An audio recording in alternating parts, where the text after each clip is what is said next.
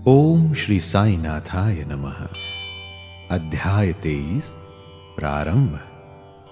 बकरे की बलि लगे मांगने, जब साईं निष्काम। अचरज में सब भक्त पड़े, कौन करे ये काम। इस अध्याय में योग और प्याज, शामा की सर्प दंश से मुक्ति, विषुचिका अर्थात हैजा निवारणार्थ नियमों का उल्लंघन, गुरु भक्ति की कठिन परीक्षा, इन सब विषयों की कथा सुनेंगे। सबसे प्रथम प्रस्तावना।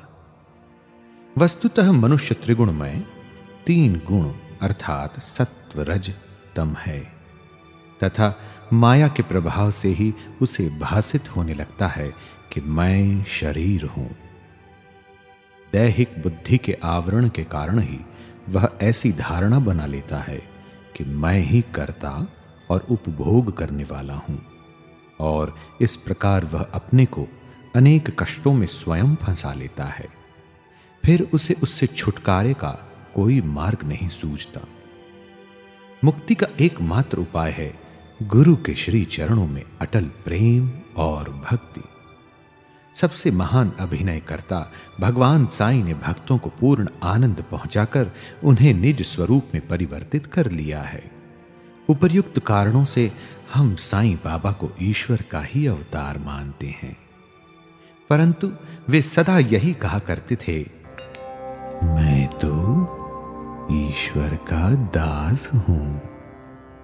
अवतार होते हुए भी मनुष्य को किस प्रकार आचरण करना चाहिए तथा अपने वर्ण के कर्तव्यों को किस प्रकार निभाना चाहिए, इसका उदाहरण उन्होंने लोगों के समक्ष प्रस्तुत किया। जो सब जड़ और चेतन पदार्थों में ईश्वर के दर्शन करता हो, उसको विनयशीलता ही उपयुक्त थी। उन्होंने किसी की उपेक्षा या अनादर नहीं किया। वे सब प्राणियों में भगवत दर्शन करते थे। उन्होंने ये कभी नहीं कहा कि मैं अनल हक हूं। वे सदा यही कहते थे कि मैं तो यादे हक हूं। अल्लाह मालिक सदा उनके होठों पर था। हम अन्य संतों से परिचित नहीं हैं और न हमें ज्ञात है कि वे किस प्रकार आचरण किया करते हैं अथवा उनकी दिनचर्या इत्यादि क्या है। ईश कृपा से केवल हमें इतना ही ज्ञात है कि वे अज्ञान और बद्ध जीवों के निमित्त स्वयं अवतीर्ण होते हैं। शुभ कर्मों के परिणाम स्वरूप ही हम में संतों की कथाएं और लीलाएं श्रवण करने की इच्छा उत्पन्न होती है, अन्यथा नहीं। अब हम मुख्य कथा पर आते हैं। पहली कथा, योग और प्याज। एक समय कोई एक योगाभ्यासी नाना साहेब चांदोरकर के साथ शिरडी आया। उसने पातंजलि योग सूत्र तथा योग शास्त्र के अन्य ग्रंथों का विशेष अध्ययन किया था, परंतु वह व्यावहारिक अनुभव से वंचित था। मन एकाग्र न हो सकने के कारण वह थोड़े समय के लिए भी समाधि न लगा सकता था। यदि साईं बाबा की कृपा प्राप्त हो जाए तो उनसे अधिक समय तक समाधि अवस्था प्राप्त करने की विधि ज्ञात हो जाएगी। इस विचार से वह शिरडी आया और जब मस्जिद में पहुंचा तो साईं बाबा को प्याज सहित रोटी खाते देख उसे ऐसा विचार आया कि ये कच्ची प्याज सहित सूखी रोटी खाने वाला व्यक्ति मेरी कठिनाइयों को किस प्रकार हल कर सकेगा। साईं बाबा अंतर्ज्ञान से उसका विचार जानकर तुरंत नाना साहब से बोले, ओ नाना, जिसमें प्याज हजम करने की शक्ति है उसको ही उसे खाना चाहिए, अन्य को नहीं। इन शब्दों से अत्यंत विस्मित होकर योगी ने साईं चरणों में पूर्ण आत्मसमर्पण कर दिया। शुद्ध और निष्कपट भाव से अपनी कठिनाइयां बाबा के समक्ष प्रस्तुत करके उनसे उनका हल प्राप्त किया, और इस प्रकार संतुष्ट और सुखी होकर बाबा के दर्शन और उदी लेकर वह शिरडी से चला गया। आइए अब शामा की सर्प दंश से मुक्ति कैसे हुई, इस कथा को श्रवण करें। कथा प्रारंभ करने से पूर्व हेमाड़ पंत लिखते हैं कि जीव की तुलना पालतू तोते से की जा सकती है, क्योंकि दोनों ही बद्ध हैं, एक शरीर में तो दूसरा पिंजड़े में। दोनों ही अपनी बद्धावस्था को श्रेयस्कर समझते हैं, परंतु यदि हरि कृपा से उन्हें कोई उत्तम गुरु मिल जाए और वह उनके ज्ञान चक्षु खोलकर उन्हें बंधन मुक्त कर दे, तो उनकी चेतना का स्तर उच्च हो जाता है, जिसकी तुलना में पूर्व संकीर्ण स्थिति सर्वथा तुच्छ ही थी। गत अध्याय में किस प्रकार श्री मिरिकर पर आने वाले संकट की पूर्व सूचना देकर उन्हें उससे बचाया गया, इसका वर्णन किया जा चुका है। पाठक वृंद अब उसी प्रकार की एक और कथा श्रवण करें। एक बार श्यामा को विषधर सर्प ने उसके हाथ की उंगली में डस लिया। समस्त शरीर में विष का प्रसार हो जाने के कारण वे अत्यंत कष्ट का अनुभव करके क्रंदन करने लगे कि अब मेरा अंतकाल समीप आ गया है। उनके इष्ट मित्र उन्हें भगवान विठोबा के पास ले जाना चाहते थे, जहां इस प्रकार के समस्त पीड़ाओं की योग्य चिकित्सा होती है, परंतु श्यामा मस्जिद की ओर ही दौड़ा, अपने विठोबा श्री साईं बाबा के पास। जब बाबा ने उन्हें दूर से आते देखा तो वे झिड़कने और गाली देने लगे। वे क्रोधित होकर बोले, अरे ओ नादान, कृतघ्न बब्मन, ऊपर मत चढ़, सावधान, यदि ऐसा किया तो। और फिर गर्जन करते हुए बोले, हट, दूर हट, नीचे उतर। श्री साईं बाबा को इस प्रकार अत्यंत क्रोधित देख श्यामा उलझन में पड़ गया और निराश होकर सोचने लगा कि केवल मस्जिद ही तो मेरा घर है और साईं बाबा मात्र असहायों के आश्रय दाता हैं, और जब वे ही इस प्रकार मुझे यहां से भगा रहे हैं तो मैं अब किसकी शरण में जाऊं। उसने अपने जीवन की आशा ही छोड़ दी और वहीं शांतिपूर्वक बैठ गया। थोड़े समय के पश्चात जब बाबा पूर्ववत शांत हुए तो श्यामा ऊपर आकर उनके समीप बैठ गया। तब बाबा बोले, डरो नहीं, तिल मात्र भी चिंता मत करो, दयालु फकीर तुम्हारी अवश्य रक्षा करेगा। घर जाकर शांति से बैठो और बाहर ना निकलो। मुझ पर विश्वास कर निर्भय होकर चिंता त्याग दो। उन्हें घर भिजवाने के पश्चात ही पीछे से बाबा ने तात्या पाटिल और काका साहेब दीक्षित के द्वारा यह कहला भेजा कि वह इच्छानुसार भोजन करें, घर में टहलते रहें, लेटे नहीं और न शयन करें। कहने की आवश्यकता नहीं कि आदेशों का अक्षरशः पालन किया गया और थोड़े समय में ही वे पूर्ण स्वस्थ हो गए।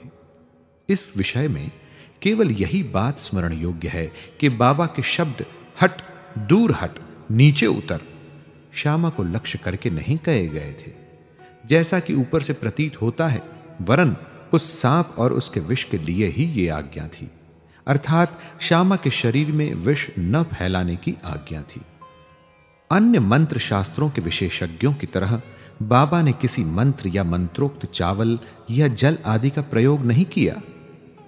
इस कथा और इसी प्रकार की अन्य कथाओं को सुनकर साईं बाबा के चरणों में यह दृढ़ विश्वास हो जाएगा कि यदि माया युक्त संसार को पार करना हो तो केवल केवल और केवल श्री साईं चरणों का हृदय में ध्यान करो। आइए हैजा महामारी अर्थात विषुचिका की कथा सुने। एक बार शिरडी विषुचिका के प्रकोप से दहल उठी और ग्रामवासी भयभीत हो गए। उनका पारस्परिक संपर्क अन्य गांव के लोगों से प्रायः समाप्त सा हो गया। तब गांव के पंचों ने एकत्रित होकर 2 आदेश प्रसारित किए।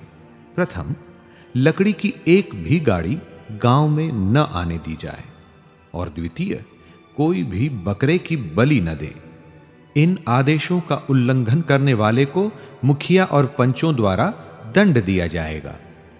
बाबा तो जानते ही थे कि यह सब केवल अंधविश्वास ही है, और इसी कारण उन्होंने पंचों के आदेशों की कोई चिंता न की। जब ये आदेश लागू थे, तभी एक लकड़ी की गाड़ी गांव में आई। सबको ज्ञात था कि गांव में लकड़ी का अधिक अभाव है, फिर भी लोग उस गाड़ी वाले को भगाने लगे। यह समाचार कहीं बाबा के पास पहुंच गया। तब वे स्वयं वहां आए और गाड़ी वाले से गाड़ी मस्जिद में ले चलने को कहा। बाबा के विरुद्ध कोई चूं चपाट तक भी न कर सका। यथार्थ में उन्हें धूनी के लिए लकड़ियों की अत्यंत आवश्यकता थी और इसीलिए उन्होंने वह गाड़ी मोल ले ली। एक महान अग्निहोत्र की तरह उन्होंने जीवन भर धूनी को चैतन्य रखा। बाबा की धूनी दिन रात प्रज्वलित रहती थी और इसलिए वे लकड़ियां एकत्रित करके रखते थे। बाबा का घर अर्थात मस्जिद सबके लिए सदैव खुली थी। उसमें किसी ताले चाबी की आवश्यकता न थी। गांव के गरीब आदमी अपने उपयोग के लिए उसमें से लकड़ियां निकाल भी ले जाया करते थे, परंतु बाबा ने इस पर कभी कोई आपत्ति न की। बाबा तो संपूर्ण विश्व को ईश्वर से ओतप्रोत देखते थे, इसलिए उनमें किसी के प्रति घृणा या शत्रुता की भावना न थी। पूर्ण विरक्त होते हुए भी उन्होंने एक साधारण गृहस्थ का सा उदाहरण लोगों के समक्ष प्रस्तुत किया। आइए अब सुनते हैं गुरु भक्ति की कठिन परीक्षा का प्रसंग। अब देखिए दूसरे आदेश की भी बाबा ने क्या दशा की। वह आदेश लागू रहते समय कोई मस्जिद में एक बकरा बलि देने लाया गया। वह अत्यंत दुर्बल, बूढ़ा और मरने ही वाला था। उस समय मालेगांव के फकीर पीर मोहम्मद उर्फ बड़े बाबा भी उनके समीप ही खड़े थे। बाबा ने उन्हें बकरा काटकर बलि चढ़ाने को कहा। श्री साईं बाबा बड़े बाबा का आदर किया करते थे, इस कारण वे सदैव उनके दाहिनी ओर ही बैठा करते थे। सबसे पहले वे ही चिलम पीते और फिर बाबा को देते, बाद में अन्य भक्तों को। जब दोपहर को भोजन परोस दिया जाता तब बाबा बड़े बाबा को आदर पूर्वक बुलाकर अपने दाहिनी ओर बिठाते और तब सब भोजन करते।